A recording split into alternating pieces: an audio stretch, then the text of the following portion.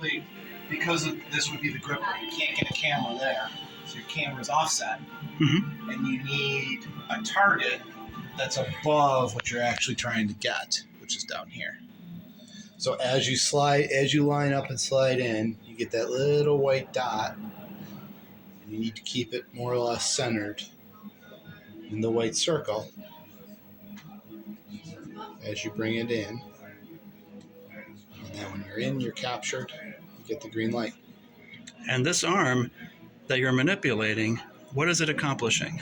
In the case, this was on the space shuttle, and it was used to put and remove items from the cargo bay, particularly like satellites, to bring them in for repair or to put them out after you're done.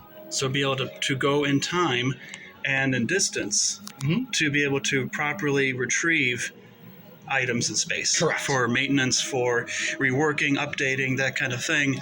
And this is the means by which it's done. And then you've got the arm right here. You got the same kind of notion, right? Right. You have your target has to be set at a fixed distance above it. So everything that you intended to maintenance with this arm over time would have that target attached to it. Gotcha. At the correct distance from whatever you're trying to grab. Gotcha. So it's a game of equivalence, essentially, right? Correct. Okay. Yeah. Yep. And by lining it up with your camera, which is offset from the grabber arm, you're making sure that the arm is properly aligned with your target, because they basically are parallel with each other. And what makes it a little bit tricky is that you not only have your up and down and side to side, but you do have to count for the rotations as well. Right, exactly, which sure. You can kind of see.